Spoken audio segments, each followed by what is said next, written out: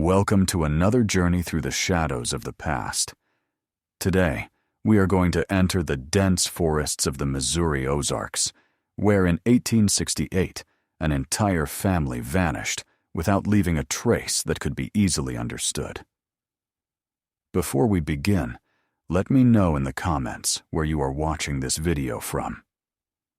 Is there anyone out there familiar with the misty mountains of Missouri? Let's find out together what happened to the Whitmores. It was autumn that year. The leaves on the trees began to take on orange and golden hues, while the cold air seemed to cut the skin of anyone who ventured onto the winding trails of the region. The Ozarks were known for their wild beauty, but equally for their profound, all-consuming loneliness. Families who chose to live there needed to be resilient, self-sufficient, and courageous. The nearest signs of civilization were miles away, and help, when needed, could take days to arrive. The Whitmore family consisted of 5 people.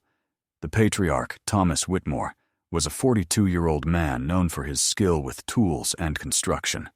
He had moved to the Ozarks 3 years earlier, seeking a quieter life away from the growing cities. His wife Margaret was 37 years old and was described by the few neighbors as a gentle woman of deep faith who maintained the house with discipline and affection. The children completed the family unit. Elizabeth, 15 years old, helped her mother with household chores and caring for her younger siblings. Samuel, 12 years old, already accompanied his father in the heaviest work on the property. The youngest, Anne, was only 7 years old and was remembered for her shy smile.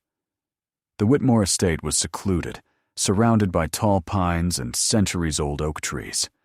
The house was modest, made of dark wood and stone, with a chimney that smoked every morning. There was a small barn, some chickens, 2 cows, and a horse.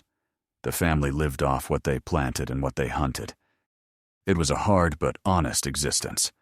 Thomas had plans to expand the farm, perhaps bringing in more cattle the following spring. Margaret embroidered quilts that she sold in a nearby town called Marshfield in Webster County. The nearest neighbors lived nearly 10 miles away, and visits were rare. On October 23rd of that year, a traveling merchant named Elijah Crane passed by the Whitmore property.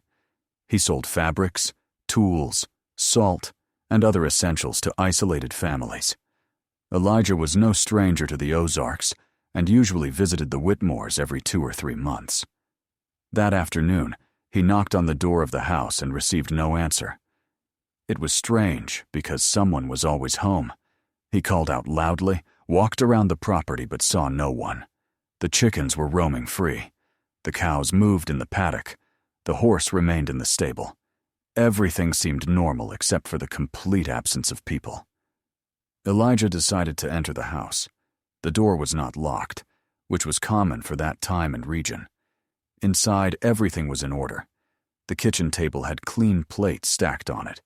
There was fresh bread in a basket covered with a cloth. The fire in the fireplace had gone out, but the ashes were still warm. The beds were made. The family's clothes hung on hooks on the wall. There were no signs of a struggle, a break-in, or a robbery.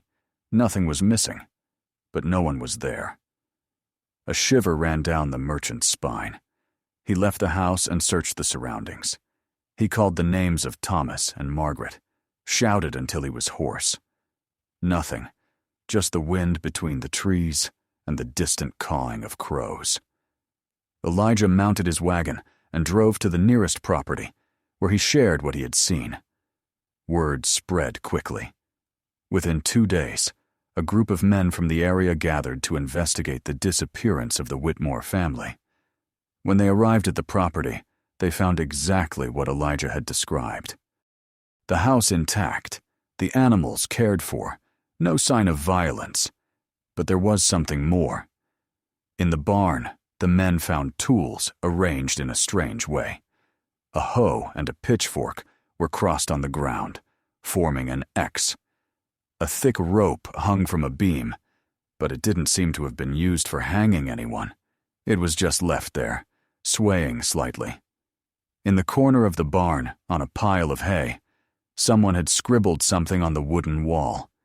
They were words in English, but written in a shaky, almost childish handwriting. They came at night, and nothing more. The investigators, who were essentially just local farmers and hunters with no formal training, were baffled. Who could have come at night, and why would the whole family disappear without taking anything? No screams, no struggle. The writing on the wall appeared to have been done by one of the children, perhaps Samuel or Elizabeth, but this was just speculation. There were no more clues. Searches were organized. Dozens of men scoured the surrounding forests for weeks. They explored caves, streams, canyons. The Ozarks were filled with places where a body could disappear forever, swallowed by the earth or washed away. But nothing was found. Not a piece of clothing, not a trace, not a bone. It was as if all 5 members of the Whitmore family had evaporated. The newspapers of the time began to cover the case. The newspaper in Springfield, the nearest sizable town, published an article titled, "Dark Mystery in the Ozarks." The text described the family as hard-working and religious, with no known enemies. It raised the possibility of an attack by wild animals, but this was quickly ruled out since there was no blood, no signs of carnage. Another theory suggested the family might have fled from debts, but Thomas Whitmore didn't owe anyone money. On the contrary, he was seen as a man of his word and honest. Weeks turned into months. Winter arrived in the Ozarks, covering the mountains with snow and ice. The searches were suspended. The Whitmore estate remained abandoned. No one wanted to live there. There was something in the air of that place that disturbed even the bravest men. They said that at night, when the moon was full, it was possible to hear voices coming from the forest, children's voices calling for help. But when someone approached, there was nothing, only silence and darkness. The following spring, a hunter found something disturbing about 15 miles from the Whitmore property. It was a small child's shoe stuck between the roots of a tree on the bank of a stream. The shoe was taken to Marshfield and shown to people who knew the family. A woman who bought Margaret's quilts recognized the shoe as belonging to little Anne. It was the only physical evidence found up to that point. The discovery of the shoe reignited the investigation. If Anne had reached that stream, perhaps there were more clues in the area. Search parties reorganized and returned to the forests, now concentrating their efforts in that specific area. They followed the course of the stream for miles, scanned the banks, examined every rock, every fallen log, but they found nothing else. The shoe stood as the only silent witness to something terrible that had happened. Meanwhile, rumors began to circulate in the Ozark communities. Some older residents of the area remembered stories about previous disappearances. Nothing as dramatic as an entire family, but isolated cases that had never been solved. A shepherd who disappeared while leading his flock through the mountains in 1856. A young woman who went out to pick berries in 1862 and never returned. A couple of travelers who camped near a canyon in 1865 and vanished without a trace. No one had connected these cases before, but now, in the face of the Whitmore mystery, people were beginning to wonder if there was a pattern. One of the men taking part in the search, an experienced hunter named Josiah Turner, had a different theory. He knew the Ozarks better than anyone else in the area. He had spent 40 years hunting deer, bears, and wolves in those mountains. Josiah believed that the family had fallen victim to fugitives. At that time, just after the American Civil War, many desperate men roamed the isolated regions of the country. Some were former soldiers who couldn't readjust to civilian life. Others were criminals fleeing the law. The Ozarks offered perfect hiding places for such people. Josiah argued that a group of fugitives might have broken into the Whitmore property at night, forcibly taken the family somewhere in the mountains, and then eliminated all evidence. But this theory had problems. Why not steal anything from the house? Why not take the horse, the cows, the tools? And why leave that strange message in the barn? Josiah had no answers to these questions, but he insisted that his theory made more sense than any other. Other residents had different explanations. An elderly woman named Ruth Ehrman, who lived alone in a secluded cabin, told a disturbing story. She swore that on the night of October 22nd, the day before Elijah Crane discovered the empty house, she had heard strange sounds coming from the direction of the Whitmore estate. They were muffled screams, as if someone was trying to call for help with their mouth covered. Ruth hadn't thought much of it at the time, thinking it was forest animals or the wind playing tricks on her hearing. Now she regretted not having investigated. Ruth's story sparked even more speculation. If she had really heard screams that night, it confirmed the message in the barn. They came at night. But who were they? And what did they want with the Whitmore family? The questions multiplied, but the answers remained scarce. In June of that year, something new happened. A farmer named Daniel Howell, who lived about 25 miles from the former Whitmore estate, found something bizarre on his land. It was a rag doll, dirty and torn, hanging from a tree branch very high up, as if someone had thrown it there on purpose. The doll had yellow wool hair and a faded blue dress. Daniel had never seen it before, and his property was well maintained. He knew the doll hadn't been there the week before. The doll was taken to Marshfield and shown to people who knew the Whitmores. The same woman who had recognized Anne's shoe looked at the doll and turned pale. She said that Margaret Whitmore had made that doll for her youngest daughter. It was unmistakable. The blue dress had been sewn from scraps of a quilt that Margaret had sold. The yellow wool for the hair came from a specific skein that the woman herself had provided to Margaret months before the disappearance. The discovery of the doll brought a sense of renewed horror. If Anne's shoe had been found 15 miles from the house, and now the doll appeared 25 miles away in another direction, it suggested that the family, or at least Anne, had been moved across the mountains. But why? And by whom? And why leave evidence scattered like breadcrumbs in a dark fairy tale?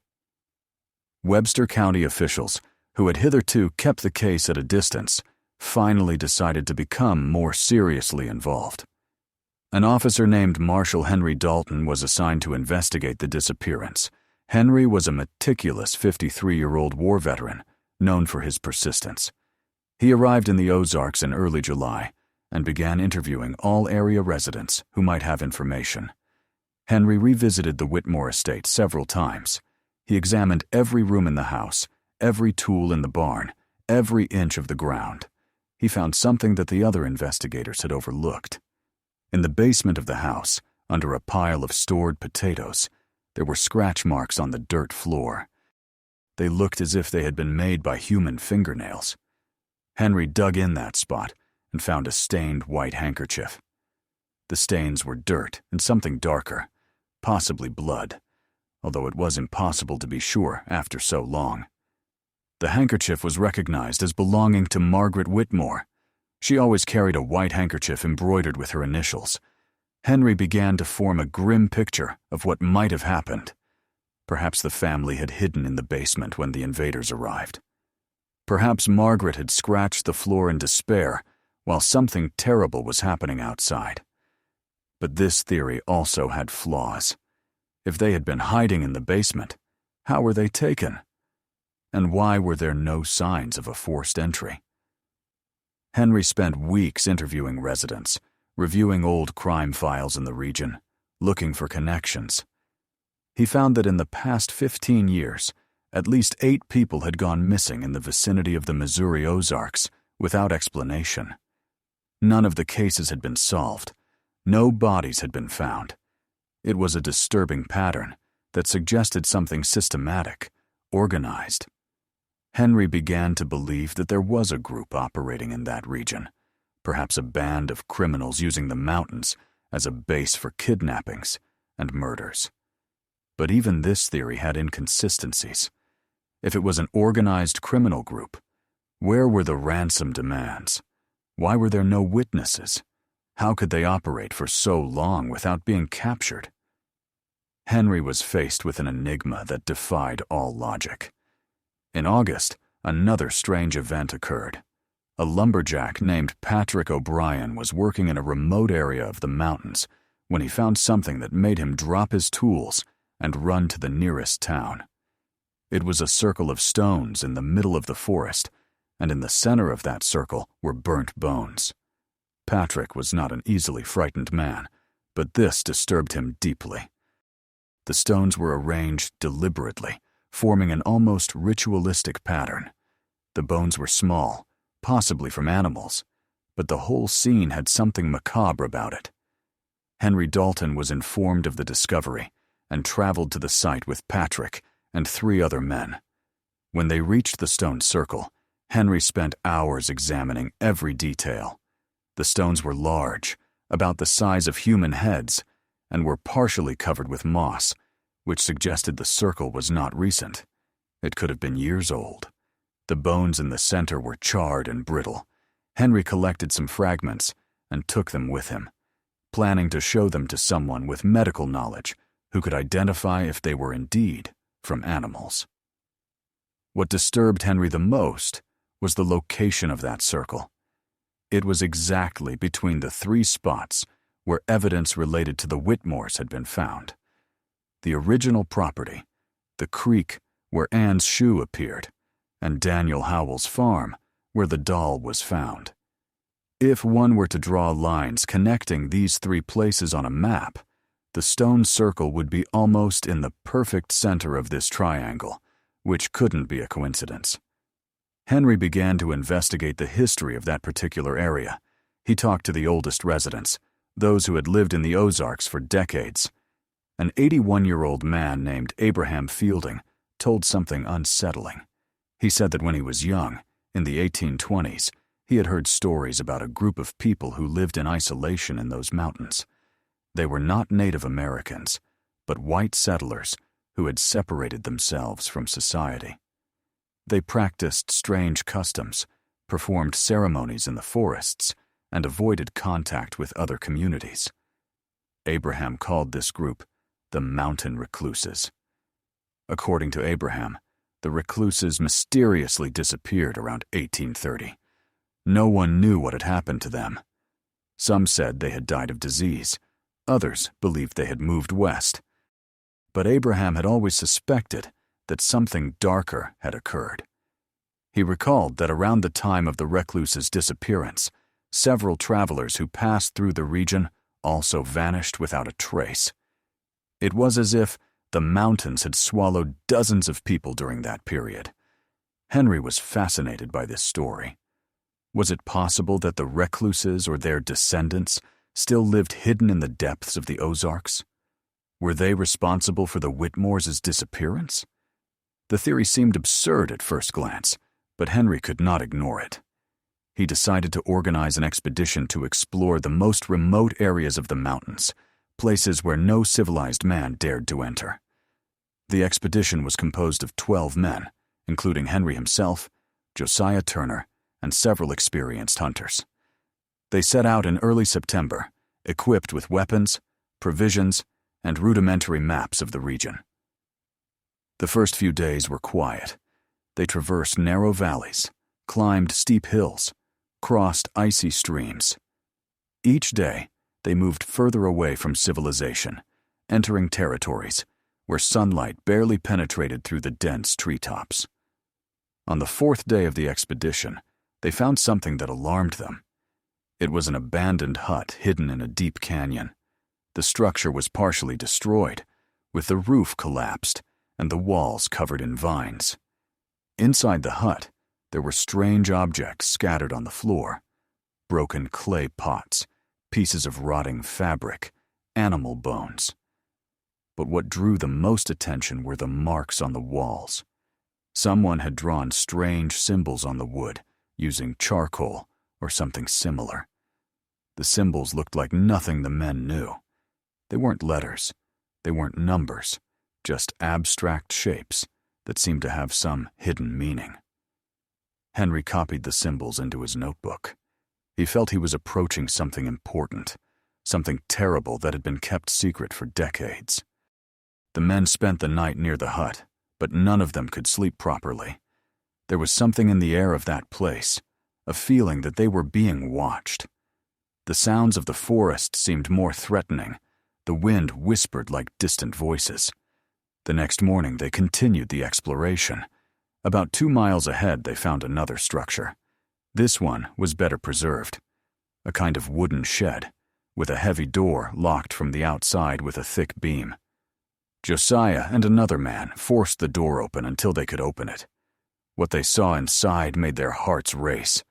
There were chains attached to the walls, old, rusty chains, but clearly made to restrain people. The floor was stained, covered in a layer of dirt that couldn't hide the dark marks beneath. Henry entered the shed with a lantern. He examined every corner, every chain, every stain. It was impossible to tell how long it had been there, but the rust on the chains suggested many years, perhaps decades. Who had built that place? For what purpose? The answers weren't there, but Henry was sure he had found evidence of something horrible. The men decided to move on, determined to find out what else those mountains were hiding. But on the 6th day of the expedition, something happened that forced them to reconsider. One of the men, a young hunter named William Brennan, disappeared during the night. He had left the camp to relieve himself and just didn't come back. The other men searched for him until dawn, shouting his name, following any trail they could find. Nothing. William had disappeared as completely as the Whitmores. Fear took over the group. They realized they were not only investigating old disappearances, but they were in real danger. Henry made the decision to end the expedition and return to civilization. The men packed their things quickly and began the journey back. They felt they were being followed. Branches broke in the shadows. Footprints appeared in the mud that weren't theirs, but they never saw who or what was pursuing them. When they finally left the mountains and reached the relative safety of Marshfield, Henry was pale and shaken. He had left confident that he would solve the mystery of the Whitmores, but now he was convinced that there were forces in those mountains that no man could face. He wrote a detailed report on everything they had found: the abandoned hut, the symbols on the walls, the shed with chains, and, of course, the disappearance of William Brennan. County officials read the report and were divided on what to do. Some wanted to organize a larger expedition with more armed men to completely sweep those remote areas. Others thought it was too dangerous, that more lives would be lost. In the end, bureaucracy and fear won. No new expeditions were authorized. The Whitmore case, along with William Brennan's disappearance, was filed as unsolved. The following months brought more disturbing discoveries, but no answers. In October, nearly a year after the family's disappearance, a pastor found a torn dress hanging from a fence miles away from any known property. The dress was identified as belonging to Elizabeth Whitmore. It was dirty, stained, and torn in several places, as if it had been dragged across uneven ground. But there was no visible blood, only dirt, and what appeared to be ashes. In November, as winter again approached the Ozarks, an even more bizarre event occurred. A group of hunters chasing an injured deer ended up getting lost and had to spend the night in an unknown cave. When dawn broke and they managed to orient themselves, they realized they were in a region that none of them had explored before. Upon leaving the cave, they noticed something engraved in the rock just above the entrance. They were names, 5 names crudely carved into the stone: Thomas, Margaret, Elizabeth, Samuel, and Anne. The hunters were petrified. Those were the Whitmore family names. But who had carved them there and when? The carving didn't look old. The marks were still relatively fresh, not covered by moss or worn by time. One of the hunters, A man named Robert Hayes was brave enough to re-enter the cave and explore deeper. He found no bodies, no belongings, no other evidence, just an empty, damp, dark cave with stone walls that seemed to absorb any sound. When news of the discovery reached Henry Dalton, he immediately wanted to visit the site. But the hunters who had found the cave were unable to return to the place. They tried to follow the same paths, use the same landmarks, but it was as if the cave had disappeared. They spent days searching, but never found it again. Henry was frustrated and suspicious. Was it possible the men had invented the story? Or was there really something in the mountains that defied logic and known geography? The year 1869 arrived, bringing with it a harsh winter. The snow covered the Ozarks with a thick white layer, making any kind of mountain investigation impossible. Life in isolated communities became even more difficult. Families locked themselves in their homes, burned firewood day and night to stay warm, and avoided going out after dark. The rumors about the Whitmores had spread so much that many residents lived in constant fear that something similar would happen to them. During that winter, a woman named Sarah Hawthorne began to have disturbing dreams. Sarah lived with her husband and 3 children on a farm about 18 miles from where the Whitmores' former estate once stood. She had never met the family in person, but like everyone else in the area, she had heard the stories. In Sarah's dreams, she saw 5 figures walking in a line through the snow, their clothes torn, their faces pale and expressionless. The figures always walked towards a distant light, but never reached it. Sarah woke up sweaty and shaking, unable to go back to sleep. The dreams became so frequent and intense that Sarah began to talk about them with other women in the community. To her surprise, she discovered she was not alone. At least 4 other women in the area were having similar dreams. They all saw the same 5 figures, always walking, always silent, always searching for something they seemed unable to reach. One of the women, Emma Richardson, swore that in her dreams she could hear a child's voice calling for help. But when she tried to get closer, she woke up immediately. These stories of shared dreams further fueled fear and superstition. Some people began to believe that the spirits of the Whitmore family were trapped between worlds, unable to find peace. Others dismissed it as collective hysteria, the result of fear and imagination overstimulated by dark stories. The local reverend, a man named Thomas Blackwell, tried to calm his congregation. He held a special service praying for the souls of the Whitmores, asking them to find rest wherever they were. When spring finally arrived in 1869, melting the snow and bringing new life to the Ozarks, more discoveries would emerge. A farmer named Charles Morton was plowing his field when his horse balked and refused to continue. Charles got down to see what was scaring the animal and found something buried in the newly turned earth. It was a book, a small book with a dark leather cover, soaked by melting snow but still largely readable. Charles wiped the mud off the book and carefully opened it. It was a diary. On the first page, written in delicate feminine handwriting, was the name Margaret Whitmore. Charles felt a shiver run through his body. He had found the personal diary of Margaret, the matriarch of the missing family. He immediately took the book to the authorities. Henry Dalton, who was still investigating the case unofficially, picked up the diary and began reading it that same night. The first few entries were mundane. Margaret wrote about the daily life on the farm, about the quilts she was making, about her children's growth. There were mentions of Thomas and his carpentry skills, notes on the weather, short prayers, and religious reflections. But as Henry progressed through the pages, the tone of the entries changed. Margaret began to mention strange things happening around the property. In an entry dated September 1868, Margaret wrote, Thomas found strange footprints near the barn this morning. They were not from bears or deer.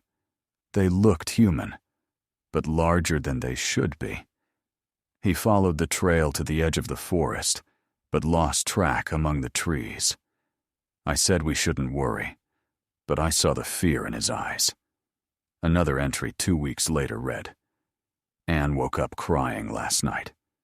She said she saw a man looking in the window of her room. I went to check, but there was no one. Thomas examined the outside of the house this morning and found marks on the ground under the window, as if someone had really been there. He doesn't want to scare me, but I know he's worried. We locked all the doors and windows tonight. Henry felt his heart racing as he read. The diary was revealing that the Whitmore family knew they were being watched, that they had noticed signs of danger in the weeks before the disappearance. Why hadn't they sought help? Why hadn't they left? The last diary entries were the most disturbing. One of them, dated October 19, 1868, just 4 days before the disappearance, read, They are closer now. I saw shadows moving between the trees at dusk. Thomas counts 3, maybe 4 figures. They do not approach during the day. They just observe from a distance. Elizabeth is afraid. Samuel asked if he can sleep in his parents' room. I told Thomas that we should go away, seek shelter in the city, but he insists that we will not be driven from our own home. I fear for my children. The penultimate entry on October 21st was brief and shaky. They came closer last night. Thomas fired a shot in the air to scare them away. It worked temporarily, but they returned before dawn. I heard voices. I couldn't understand the words. Thomas is keeping the loaded shotgun next to the bed. The children are terrified. Anne can't stop crying. We prayed together this morning. I asked God to protect us. The last diary entry was written in large, hurried letters, clearly done under extreme stress. It was dated October 22nd, the night before Elijah Crane found the house empty. It only said, They are knocking on the door. Thomas ordered everyone down to the basement. I don't know what will happen. If anyone finds this diary, please look for our children. They are innocent. May God have mercy on our souls. Henry closed the diary with trembling hands. Now he had confirmation that the family had been attacked, that they had tried to defend themselves, that they knew something terrible was about to happen. But who were they? Why did Margaret use that plural pronoun? How many people were involved? And why was the diary buried in Charles Morton's field, miles away from the Whitmore estate? Henry called a meeting with all the men who had participated in the searches and investigations over the past year. He read excerpts from the diary aloud, allowing each heavy word to echo in the quiet room. The men listened with grim expressions. Some shook their heads in disbelief. Others clenched their fists in suppressed anger. Josiah Turner, the old hunter, was the first to speak. He said he was now certain that an organized group of criminals had been operating in that region for decades, that the Whitmores were just the latest victims in a long and dark series. But Abraham Fielding, the elder who had told him about the mountain recluses, had a different theory. He believed that the descendants of that isolated group still lived hidden in the depths of the Ozarks, maintaining obscure traditions and avoiding any contact with the outside world. According to Abraham, these recluses could have seen the Whitmore family as invaders of their territory, as threats that needed to be eliminated. It was a theory that mixed reality and superstition, but no one in the room could completely rule it out. Henry decided that it was necessary to make one last attempt to find answers. He organized a new expedition, this time larger and better prepared. 25 men volunteered, all armed and determined to unravel the mystery once and for all. They would leave as soon as the weather permitted, probably in May, when the trails were drier and the vegetation less dense. While preparations were being made, more evidence kept mysteriously appearing. A shepherd found a belt buckle that had belonged to Thomas Whitmore hanging from a bush near a canyon.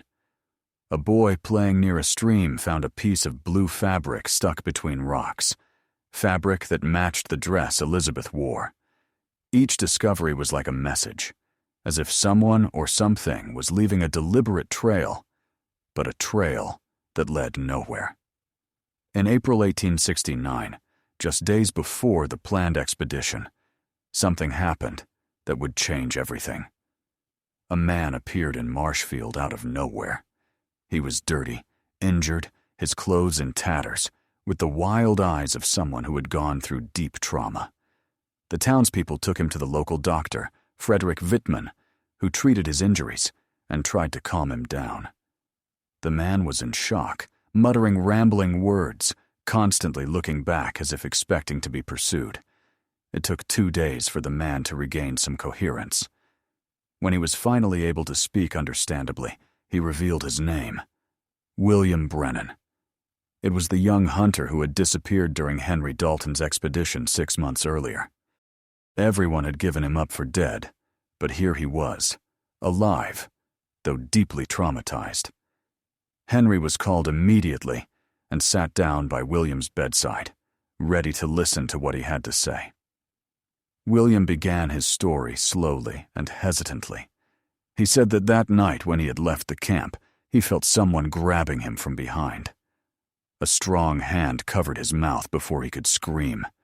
He was dragged through the forest by several people. He couldn't see how many in the darkness, but there were many. He tried to fight but was hit on the head and lost consciousness. When he woke up, he was in a cave.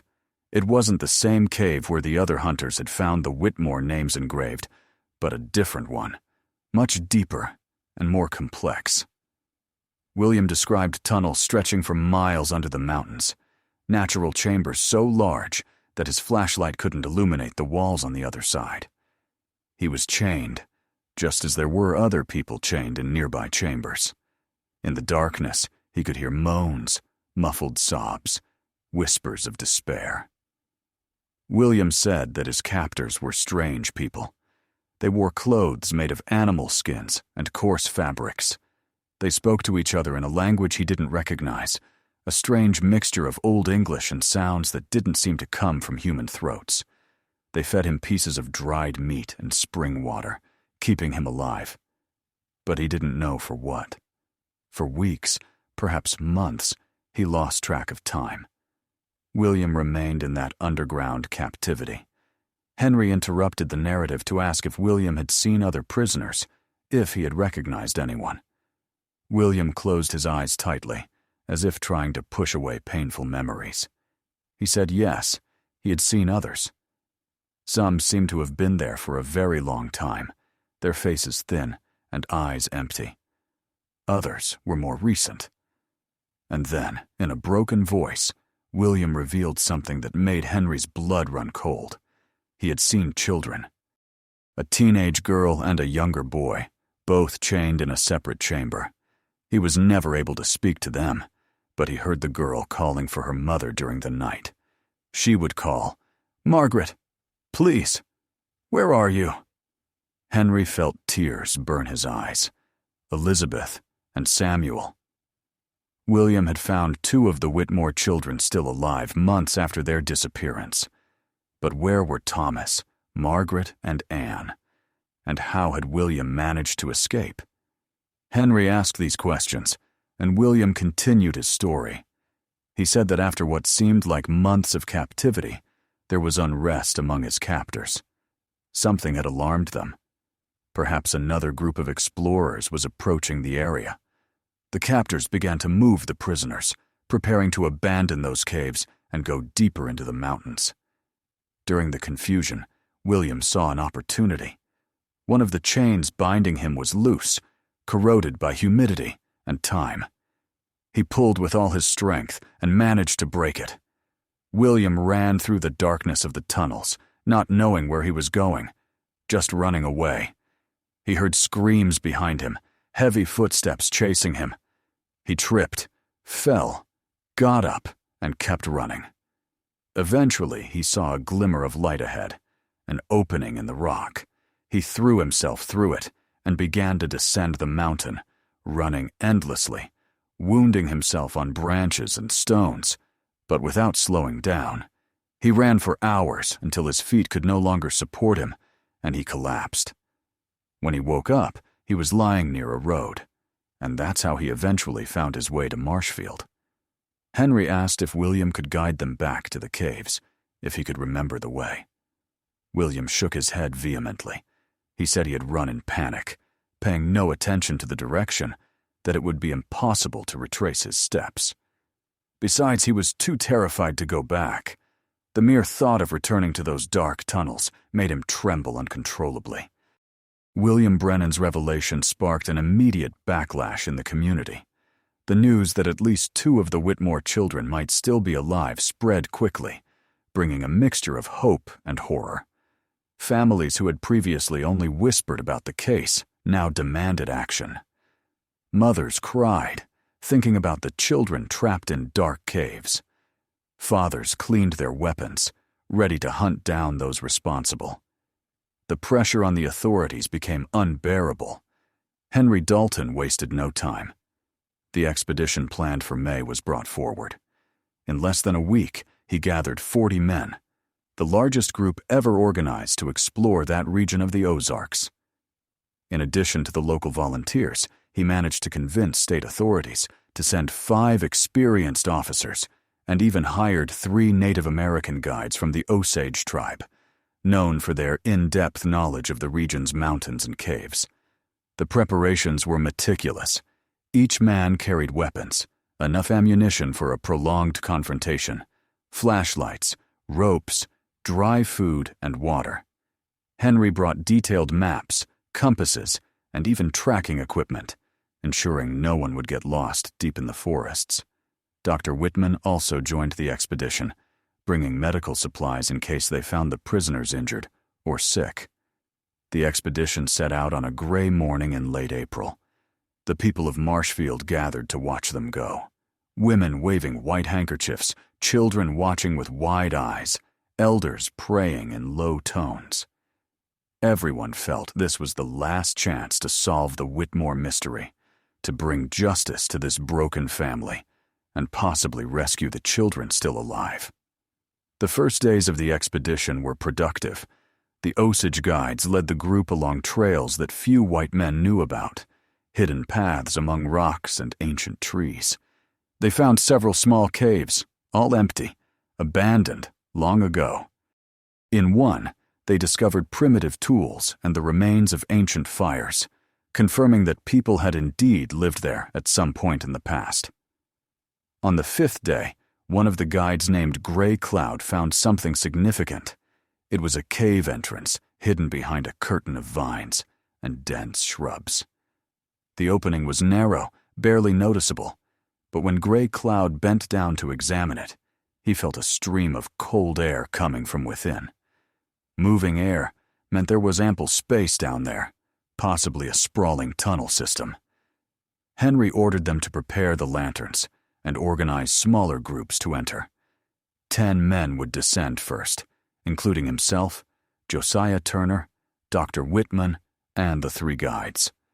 The others would stay on the surface, guarding the entrance and ready to help if needed. Before descending, Henry instructed that if they did not return within 6 hours, the men on the surface should go for more reinforcements and not attempt a rescue without adequate preparation. The descent was difficult. The initial tunnel was cramped, forcing the men to crawl in some sections. The humidity made the rocks slippery and dangerous. After about 30 meters of descent, the tunnel opened into a larger chamber. The lanterns revealed an impressive space, with a high ceiling covered in stalactites and damp walls that glowed in the light of the flames. The air was cold and laden with a strange smell, a mixture of mold, wet stone, and something more organic, something that made the men cover their noses. There were 3 tunnels leading out of that main chamber, each going in different directions. Gray Cloud scanned the floor of each entrance and pointed to the tunnel on the left. There were marks there, human footprints on the soft clay, some recent, some older. Henry nodded, and the group began to follow that path. As they progressed, they began to find disturbing evidence of human occupation. There were burnt torches stuck in the walls, small piles of bones in dark corners, pieces of torn fabric strewn across the floor. In a wider section of the tunnel, they found something that made everyone stop. It was a kind of primitive altar, made of piled stones, and on it were clearly stolen personal effects: a rusty pocket watch, a broken hair comb, a small Bible with stained pages. Josiah carefully picked up the Bible and opened it. On the first page, handwritten, was a name: Thomas Whitmore. The discovery confirmed they were on the right track. Henry felt his resolve strengthen. They continued to advance, now with more caution, weapons drawn, attentive to any sound or movement. The tunnel descended further and further, taking them to depths where the temperature dropped, and the darkness seemed denser, more oppressive. After what seemed like hours of walking, they reached another large chamber. This one was different. There were clear signs that people had lived there recently: extinguished bonfires, but with ashes still present, dirty blankets piled in a corner, clay pots containing water or unknown liquids. And then they saw the chains, dozens of them attached to the cave walls, some still with open handcuffs, others broken or corroded. Dr. Whitman approached one of the chains and examined a dark spot on the ground beneath it. He rubbed his finger on the substance and sniffed it. It was blood. Old, but unmistakable. The doctor turned pale and turned to Henry. He didn't have to say anything. His expression communicated everything. People had been kept there, chained, wounded, possibly killed. One of the men called out to Henry from a far corner of the chamber. He had found something engraved on the stone wall. Henry approached with his flashlight and read the words scratched into the rock. "God forgive us. We are 23. Below that there was a list of names. Henry recognized some families who had disappeared in the last 20 years, travelers who never reached their destinations, children who disappeared while playing near the forests, and there, in the middle of the list, were the 5 names of the Whitmores. The discovery was both a triumph and a tragedy. They had found concrete evidence of the family's fate, but the list suggested something much bigger and more terrible. 23 people, 23 lives stolen, imprisoned in those dark caves. Henry felt anger burn in his chest. Whoever was responsible for this needed to be found and punished. But the chamber was empty now. There were no prisoners. There were no captives, only the traces of the horror that had happened there. Gray Cloud examined the fires and estimated they had been abandoned for at least 2 or 3 weeks. He believed the occupants of the cave had fled, possibly frightened by William Brennan's escape, fearing he would bring authorities back. Henry made a decision. They needed to explore deeper, find where the occupants had gone, find out if there were still prisoners alive in other parts of the cave system. The group continued advancing, following another tunnel leading out of that horrible chamber. The journey became more dangerous. There were sections where they had to cross over dark chasms using rotten planks left by the previous occupants, places where water dripped constantly from the ceiling, forming icy puddles on the floor. At a certain point, they reached a fork. 2 tunnels, both dark and seemingly endless. Gray Cloud couldn't determine which one to follow. The footprints were confused, going in both directions. Henry decided to split the group. 5 men would follow the tunnel on the right with Josiah Turner, while he would lead the other 5 through the tunnel on the left. They agreed to return to that fork in 2 hours, no matter what they found. Henry and his group followed the left tunnel. The path was narrow and winding, forcing them to walk in single file. After about 15 minutes, the tunnel began to rise slightly, and the air became a little less oppressive. They could feel a faint breeze suggesting there was another exit somewhere ahead. Suddenly, they heard a sound ahead. It was weak, barely noticeable, but definitely human. A low moan followed by a muffled cry. Henry raised his hand, asking for silence, and everyone stopped. The sound repeated itself, coming from somewhere further down the tunnel. With his heart racing, Henry moved slowly, gun in one hand and flashlight in the other. The tunnel opened into a small side chamber, no larger than a modest room. And there, huddled in a corner, was a human figure. It was a young woman, thin to the point of being just skin and bones, with long, matted hair covering part of her face. Her clothes were dirty, torn rags. She had handcuffs on her wrists, but the chains had been broken, leaving pieces of metal still attached to her arms. Dr. Whitman immediately approached, speaking in a low, reassuring voice so as not to startle her. The young woman shrank back against the wall, her eyes wild with fear. The doctor stopped and knelt down, keeping his distance, continuing to speak softly. It took a few minutes before she allowed him to approach. When he finally did, Dr. Whitman was able to examine her better by flashlight. Henry approached slowly and asked her name. The young woman looked at him with eyes that seemed to have forgotten how to trust anyone. Her voice came out as if she hadn't spoken in a long time. She said only one word. Elizabeth. Henry felt his knees weaken. Elizabeth Whitmore, the family's eldest daughter. She was alive. After 7 months in darkness, she was alive. Dr. Whitman covered her with his own coat and offered water from his canteen.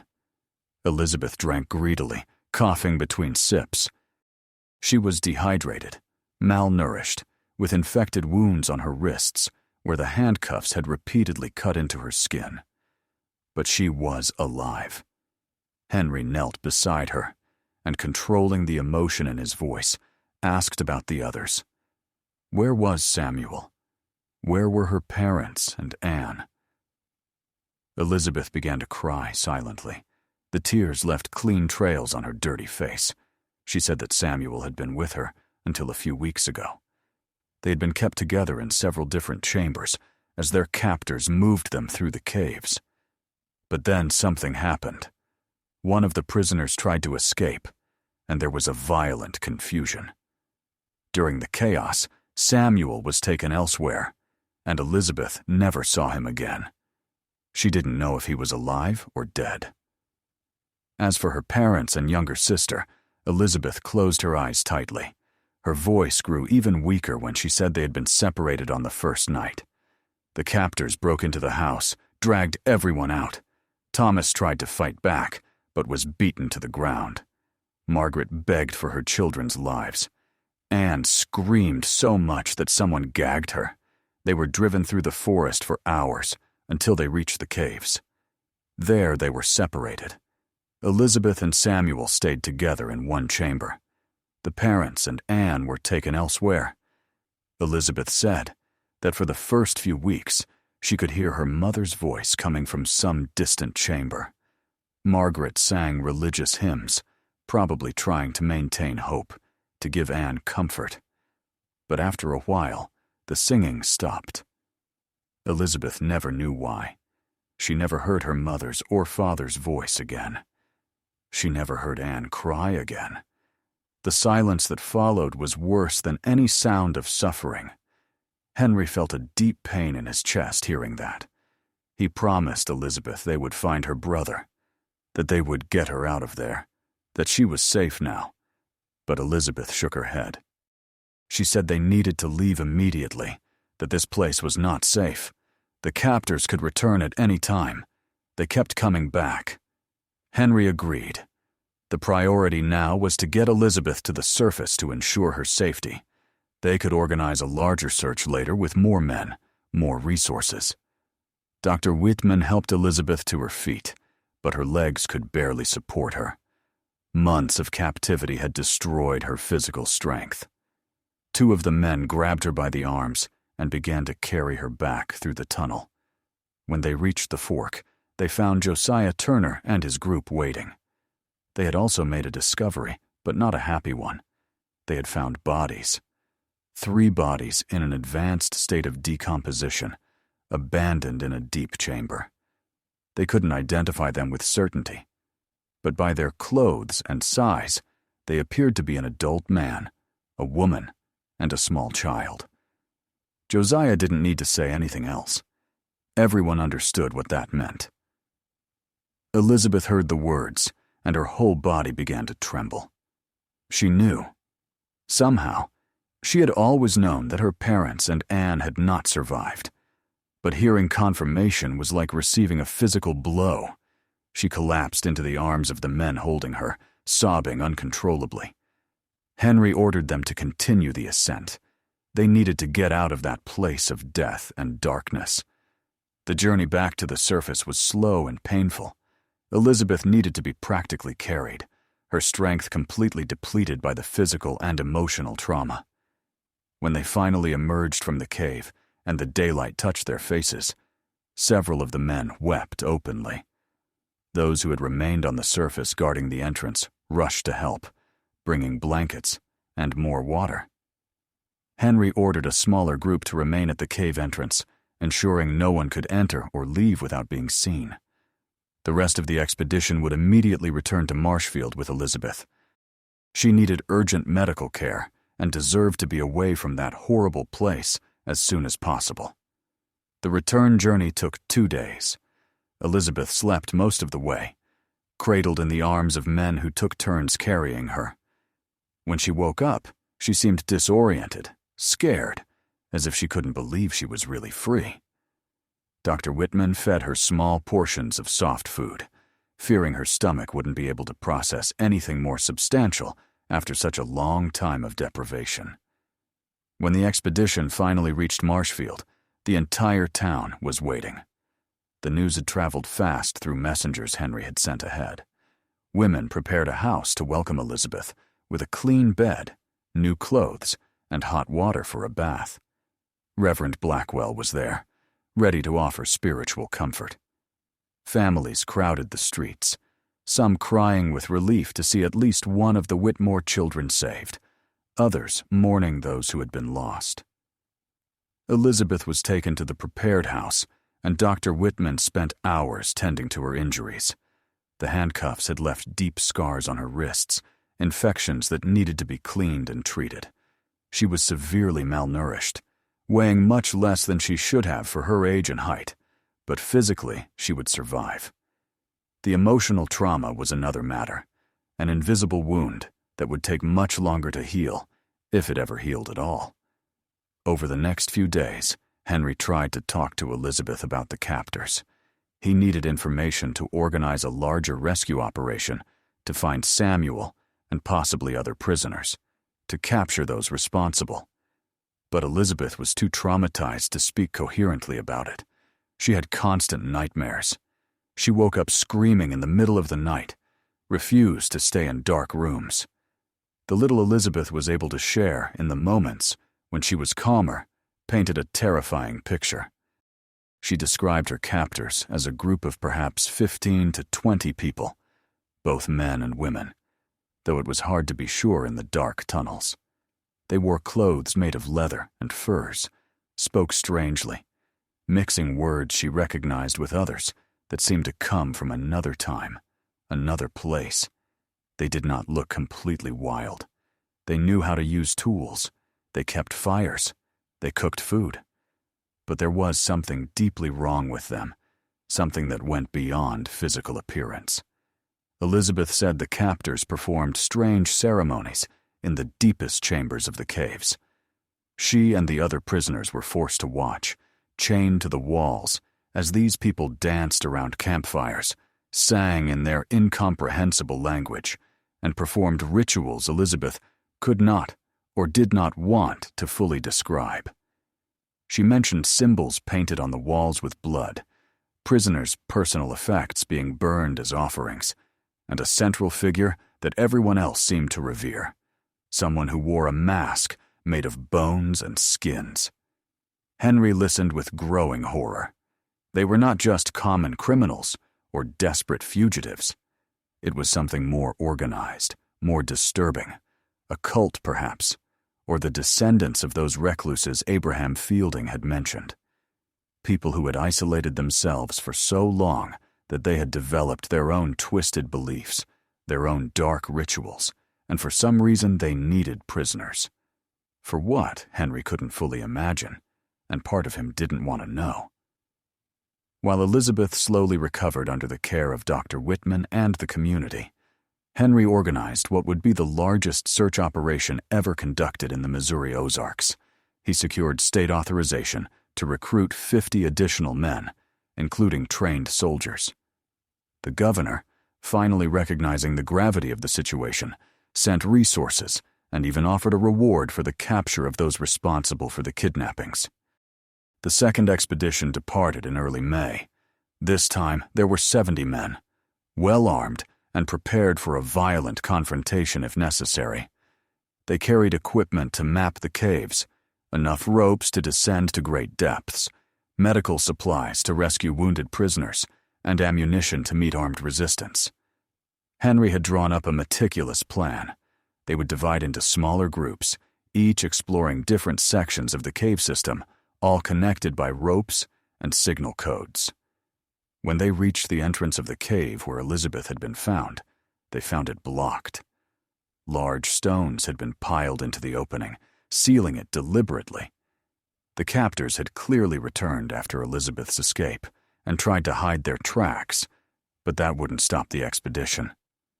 The men worked for hours removing the stones, eventually opening enough passage to enter. Inside the caves, they found systematic destruction. The chambers that had been occupied were now empty, the chains removed, the bonfires extinguished and scattered. Even the symbols on the walls had been scraped away or covered with mud. Whoever had lived there had tried to erase all evidence of their presence, but they hadn't completely succeeded. There were still signs, traces that experienced men could follow. Osage guides found fresh footprints in some sections, drag marks suggesting heavy objects had recently been moved, wax drops from candles in places that indicated recent traffic. Following these leads, the expedition penetrated deeper into the cave system than anyone had gone before. They descended chasms using ropes, crossed icy underground rivers, crawled through passages so narrow that some of the larger men could barely get through.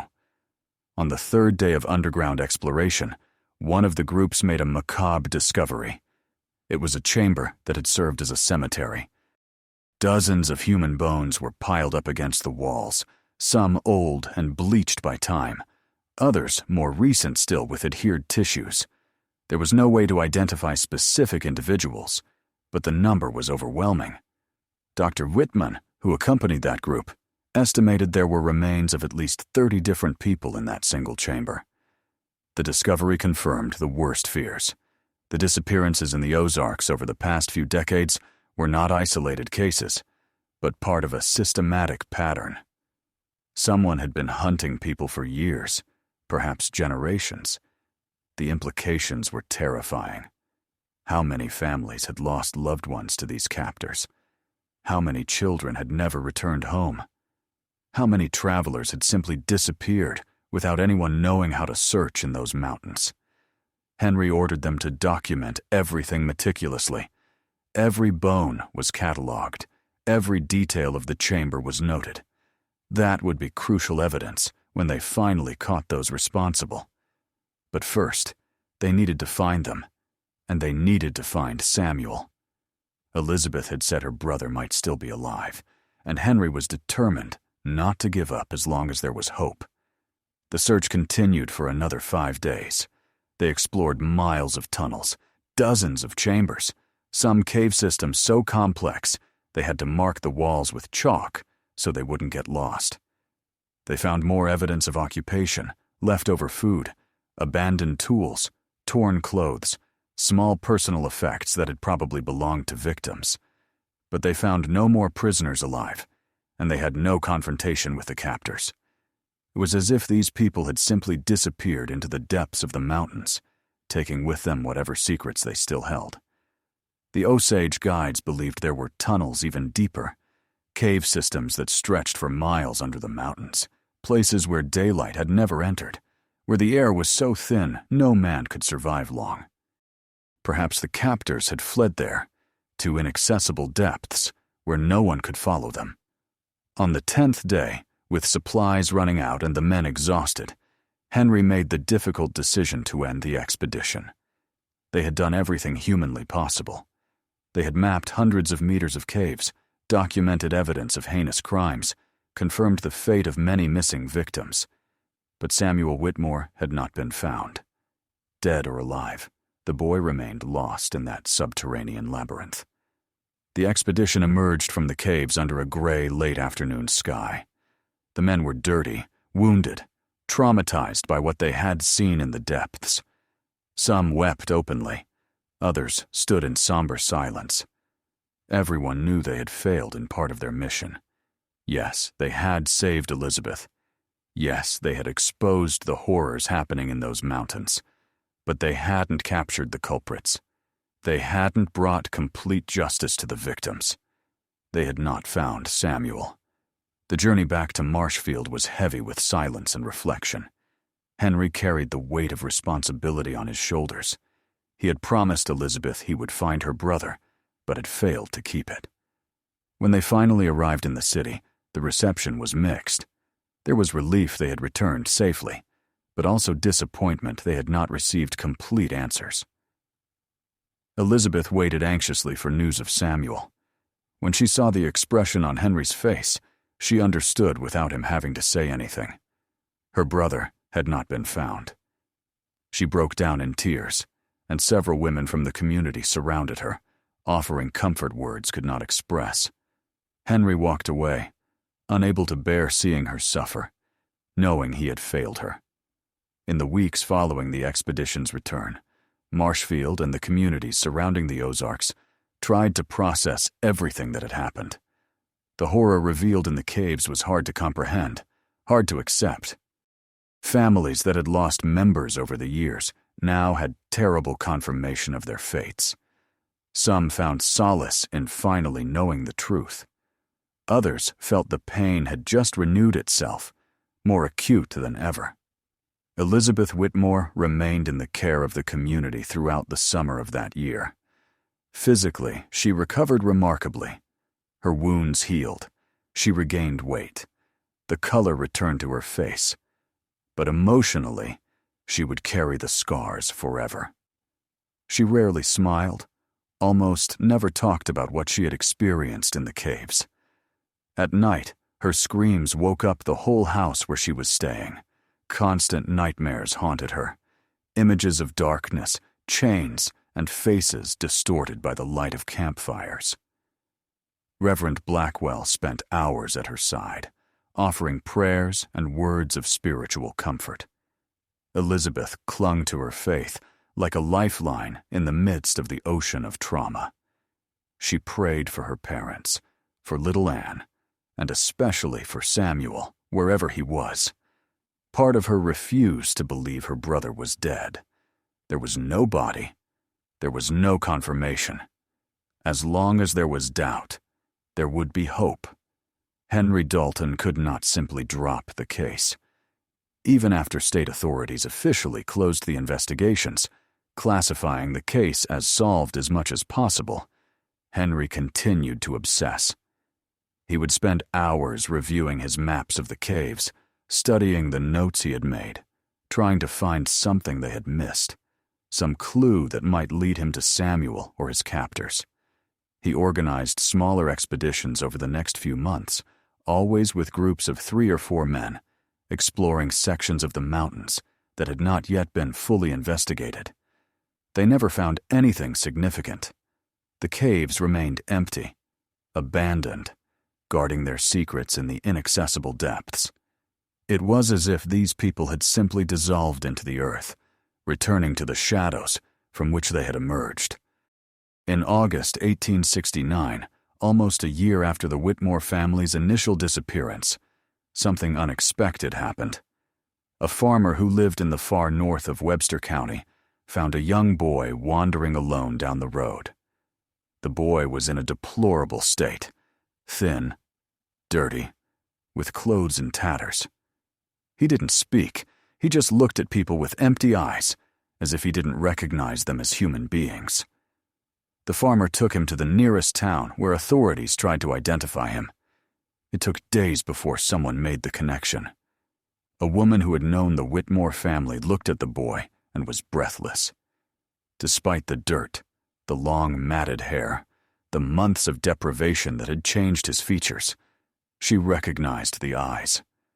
They were the same light blue eyes Samuel Whitmore had. The news was immediately sent to Marshfield. Elizabeth was brought in to confirm the identification. When she saw the boy, her knees weakened. It was Samuel. Her brother, lost for so long, was alive. She ran to hug him, crying, repeating his name over and over again. But Samuel did not react. He stood rigid in her arms, not returning the hug, not showing any recognition. His eyes remained empty, distant, as if he were looking through her at something only he could see. Dr. Whitman examined Samuel and was deeply concerned. Physically, the boy was malnourished and injured, but he would survive. Mentally, however, there was something deeply wrong. Samuel did not speak, did not answer questions, did not show emotion. It was as if his mind had completely closed, creating a barrier between him and the outside world, to protect himself from horrors he could no longer bear. Henry tried to talk to Samuel, hoping to get information about how he had escaped, about where the captors were, but the boy remained silent, staring blankly into space. Elizabeth refused to leave his side, watching over him with infinite patience, talking to him constantly, even without receiving an answer, hoping her voice would eventually reach him through the darkness enveloping his mind. Weeks turned into months. Samuel remained in a catatonic state, eating only when fed, moving only when guided. Elizabeth never gave up. She sang him the same songs his mother used to sing, told him stories about the family before it all fell apart, held his hand through the nights when he screamed in silent nightmares. At the end of October, as the leaves again turned golden and the cold air returned to the Ozarks, Samuel finally spoke. It was just one word, whispered so quietly that Elizabeth hardly heard it. He said, "Dark." That was all, but it was something. It was a crack in the wall he had built around his mind. Elizabeth wept with relief and squeezed his hand, telling him repeatedly that he was safe now, that the darkness was over. Gradually, very slowly, Samuel began to emerge from his catatonic state. He never fully recovered who he had been before. The cheerful boy who helped his father with the farm work was lost forever. In his place, there was a haunted, quiet young man who avoided closed places and was terrified of darkness. He spoke little, and when he did, it was in short, fragmented sentences. But he was alive, and with Elizabeth by his side, there was hope that one day he could find some form of peace. Henry Dalton continued his sporadic searches through the mountains for 2 more years. He never found the captors, never found out where they had fled. Over time, other cases began to demand his attention. Other families needed help, but he never forgot the Whitmores. Never stopped wondering what had really happened in those caves. What kind of people were capable of such atrocities? The caves were eventually sealed by order of the authorities. Large stones were placed at the known entrances, and notices were erected warning of the dangers. The surrounding area was declared off limits, even though everyone knew that wouldn't stop someone truly determined from entering. The mountains remained there, silent and gloomy, holding secrets that might never be completely revealed. Elizabeth and Samuel eventually left the Ozarks. With the help of the community, they were able to gather enough resources to start over elsewhere, away from painful memories. They moved east to a small town in Illinois, where no one knew their history, where they could try to build new lives without the constant weight of the past. The years passed. The Whitmore family story became a local legend, told quietly during winter nights, a warning about the dangers lurking deep in the mountains. Some people believed that the captors were still down there, living in the deepest caves, waiting patiently for new victims. Others said they had died or fled west, disappearing forever into the vastness of the country. The truth, like so many truths about that case, remained shrouded in mystery. The bodies of Thomas, Margaret, and Ann Whitmore were recovered from the caves and buried together in a cemetery near Marshfield. A simple headstone marked their graves with an inscription that read, "Whitmore family, lost but not forgotten. May they rest in eternal peace." Elizabeth visited the grave only once before leaving, placing wild flowers on the earth and whispering prayers that the wind carried through the mountains. Henry Dalton lived to be 73, dying in 1892. In his last days, he was still talking about the Whitmore case, still wondering if he could have done something different, something more. He left behind boxes full of documents, maps, and notes about the investigations, material that would eventually find its way into the county's historical archives.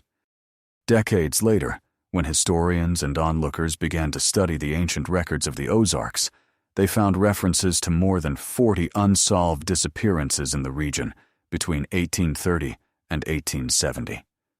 Some of these cases showed patterns similar to the Whitmore case, people simply disappearing without a trace, property found intact but empty, rumors of strange figures watching travelers from the shadows of the forests. There has never been official confirmation as to how many people actually died in the caves of the Ozarks. The number could be dozens. It could be hundreds. The earth had guarded its secrets well, swallowing lives and stories in the dark depths where sunlight never penetrated. And maybe it would be better that way. Some horrors are too great to be fully understood. Some darkness too deep to be completely illuminated. Today, more than 150 years later, the mountains of the Missouri Ozarks still stand silently and imposingly. The caves still exist, although many entrances have collapsed over time or been covered by vegetation. Occasionally, hunters or explorers report finding strange structures deep in the forests, ancient symbols etched into stones, bones bleached by time in places where no one should be. The Whitmore family story remains one of the most disturbing and unsolved cases in American history. It is a grim reminder that even in a young country, in seemingly familiar territory, there were places where civilization could not reach, where different rules prevailed, where evil could flourish in the shadows without being seen or stopped. It is a story about the fragility of human life in the face of forces we do not fully understand, about the price of isolation and the dangers hidden in beautiful but dangerous places. Elizabeth lived to be 81, dying in 1934. She never married, never had children, dedicating her life to caring for Samuel, and in recent years working with orphaned and traumatized children. Some people said that she found purpose in helping others who had suffered, that she turned her trauma into compassion. Samuel lived to be 76, always quiet, always haunted, but surrounded by his sister's tireless love until his last day. On cold autumn nights in the Ozarks, when the wind blows through the pine trees and the shadows get longer, some residents still avoid certain paths, certain areas of the mountains where trees grow denser and light doesn't seem to penetrate completely. They tell stories to their children, not as fairy tales, but as warnings. Warnings about what can happen when we venture too far from the safety of civilization, when we underestimate the dangers hidden in beautiful places, when we forget that not every mystery needs to be explored. The Whitmore family's case remains open in the Webster County historical records. No culprits have been officially identified or captured. No complete explanation has been found for what really happened in those gloomy caves.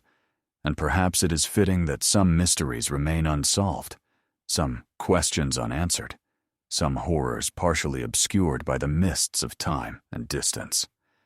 If this story touched you in any way, if you felt the weight of the mystery and horror that surrounded the Whitmore family, leave your comment telling us what you thought.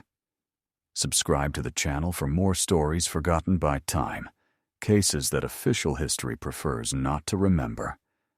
And if you know someone who appreciates dark mysteries of the American past, share this video, because these stories, as disturbing as they are, deserve to be told. They deserve to be remembered. Lest we ever forget that beneath the tranquil surface of history, beneath the official records and sanitized narratives, there are real darkness, real sufferings, real lives that have been lost in circumstances that defy comprehension. The Whitmore family deserves to be remembered, and all those other souls lost in the depths of the Ozarks deserve their stories to be told, even if we never know their full names or what really happened to them in the last hours of their lives.